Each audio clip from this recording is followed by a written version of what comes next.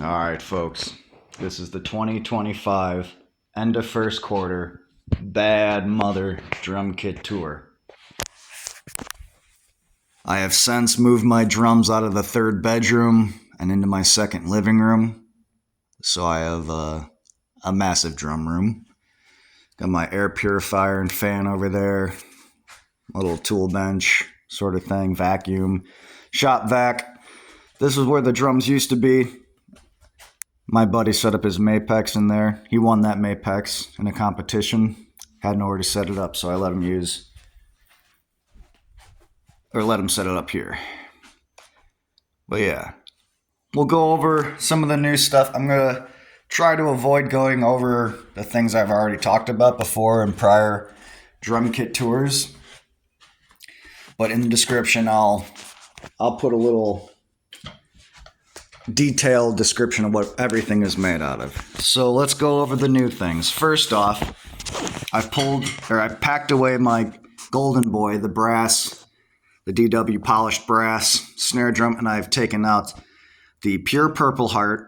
I believe it's 13 plies, so it's a little thick of a shell, and this thing is amazing. It's really amazing. It's probably my main snare from now on, or at least for a while, and I'll trade in the Purpleheart for the Golden every once in a while. And in other news, I have since retired my Tama Rockstar, which was my first snare drum, my first wooden snare drum I ever owned that I got for $20. The throw off was just giving out. It's just not really working anymore, the throw off. I'll have to work on it, replace the throw off, one day. But for now, I took my Cherry Mahogany snare drum that went with the kit and put it over here, and I tuned it really low, and I have the snares really loosey-goosey, and I got one of those rings on it. And almost to prove a point here is the idea that deeper drums, like an 8-inch deep, like a 14 by 8 deep, is going to have a deeper sound than a 5 by 5 deep. I don't believe that's true. I don't think the depth of a drum matters as much as the diameter and then how you tune, really, and what it's made out of.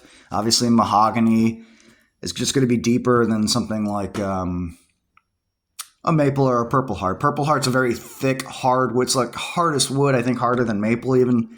So it's got a very, like a crack that is very nice. And also to prove the other point is that my bass drum is 18 inches. So I have a little small jazz bass drum pretty much. It's 15 deep. So 1 inch deeper than the old jazz 18 by 14 deep. And that bass drum being made of mahogany and Purpleheart is only 8 plies, so a very thin shell, and it is very deep, and it has an incredible attack, a good punch, and it's deeper than my buddy's Mapex in the other room. He even admits that the 18-inch kind of blew his mind at how low it is. Going back to the snare drums, though, I did buy the DW upgrade that gives you wider snares for your snare drums. So normally on every snare drum, it comes with like 2 inches of snare wires on the bottom. And so I put like the 3.5 on the Purpleheart.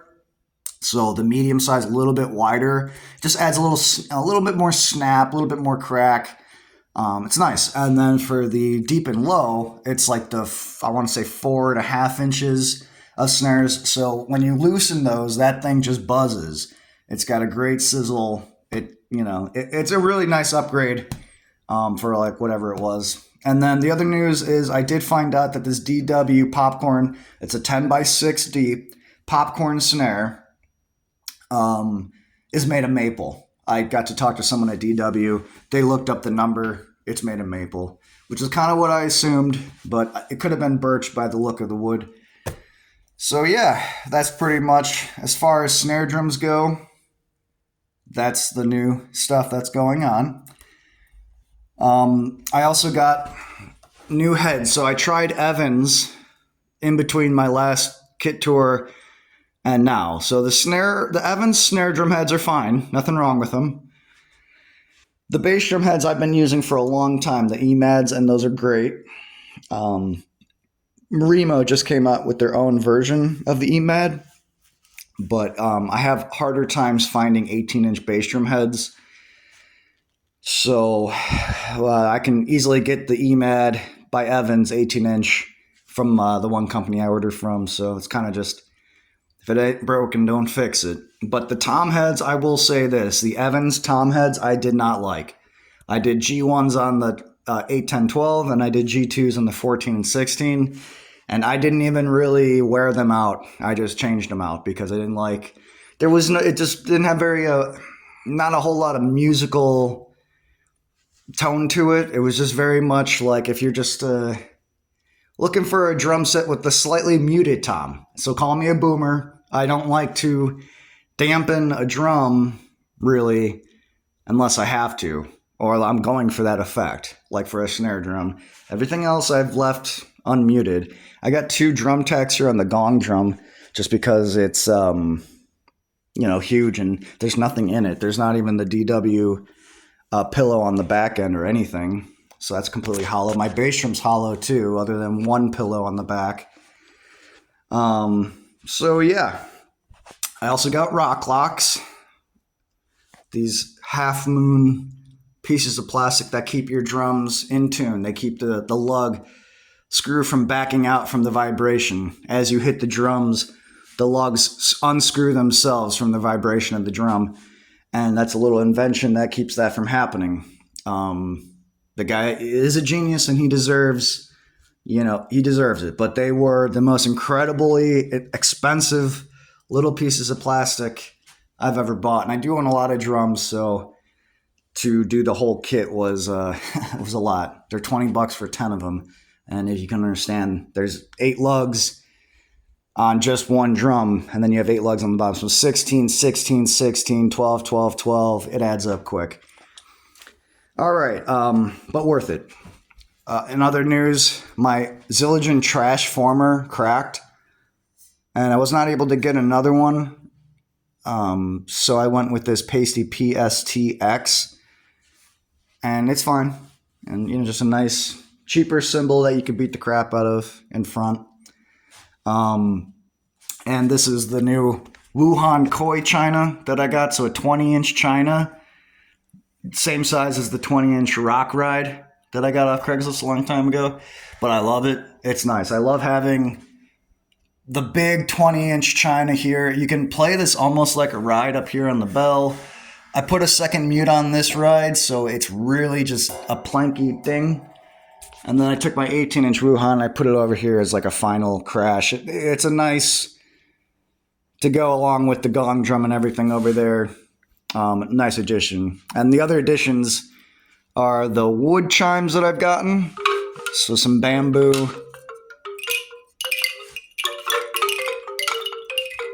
These ones I've had from Florida forever. And then I got some seed shakers to go along with the wind chimes. So your little Terry Bozzio area over here, one might say, with the huge drums and the shakers and stuff, doing the weird tribal stuff. So yeah, there's that. And then I guess the only other thing really I need to go over would be this left side kit. So I have made a fused kit. So this is my main kit that never changes, and it pretty much ends with the popcorn snare, the ride, and the China. This will never really change. This is the perfect ergonomically, the right amount of everything. Some might say that that's too much, but if you look at it, everything, it's not overcrowded. You can use everything perfectly. If you're ambidextrous, it is nice to have the ride on the right, the hi-hat on the right, and on the left. So you can do either hand depending on what you're trying to go for. And then this ride up here, I've played in this position before, and I moved it over here just to be more like in front, more ergonomic. But I found I just like having both, and why not? I have 3 ride cymbals, so I put it up. This kit over here is the acrylic pearl. So the crystal beat pearl bass drum, that's 20 by 15 deep and 16 by 15. And it's played with the left foot. So this kit is meant to practice playing the bass drum with the left foot. Because over here, you're using the right foot. I'm right-footed, left-handed, but right-footed. So the idea over here is to have something that I can always change around and experiment with, but also at the same time, keeping it interesting, but also to practice my left foot. And it is very difficult playing this kit. So you have a hydraulic hi-hat stand underneath this snare that controls this hi-hat.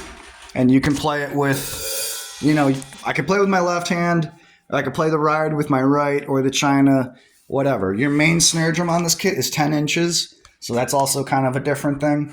A 10-inch roto tom I just threw up there to give a little bit of a normal left-handed kit type feel. And then, yeah, the floor tom. Wood blocks because you are so limited over here. You know, a lot of it is just practicing keeping quarter notes or eighth notes with the bass drum. And in that, you can add little riffs with the blocks and cowbell. And then these two cymbals I just threw up because I had them. This is a Paiste signature power crash that I got off Craigslist. Very nice crash. I do prefer this Paiste prototype, which I do think kind of became the signature. I don't know if it's the power crash. It's a little bit brighter than this power crash. So anyways, I did get a comment asking, because I'm left-handed, but I play a right-handed kit. I just wanted to explain. When I first had my first kit, I set it up with the hi-hat over here. You know, where the floor tom would be the snare drum, and I played it with my left foot. And because I'm left-handed, and I assumed watching drummers, they're always crossing their arms. I assumed that's what I had to do too. So I did. And then my first band I joined, we practiced at the guitarist's house. He had a right-handed kit. So I kind of adapted to playing over here. And I really liked playing open-handed. And that's why I play this type of kit. So I can hold the beat down with my left hand and play everything else with my right. And my arms aren't all tangled up. But over time I became right-footed, and my left foot just became just for the hi-hat and double bass drum. So the idea is to practice with the left foot and get that up to par. Also, that pedal, I've made it hard to move. It's not smooth. It's heavy. It takes a lot of effort to get it to go. So it's it's practice. But yeah, that's pretty much it. Anything else, you know, ask in the comments or look in the description, and I'll have some answers for you as far as woods or whatever. But yeah, an absolute dream come true. This is just, in my opinion, the greatest drum set on the planet. Or at least for me. Obviously, it's designed for my body, my arm length, my height. You know, Danny Carey wouldn't be able to play on this kit because he's so tall. Oh, and the other thing I was going to say about left and right-handed kits, there's a right-handed drummer. I think his name is something Hari, but he plays a left-handed kit so that he can play open-handed. And then Simon Phillips, even though he's right-handed, early on learned to play with his left hand so he could play open-handed. And Danny Carey, his hi-hat's right in front of him, so there's really no rules on how you set up, or, you know, which arm you use to hit the hi-hat or whatever. Anyways, I'm rambling.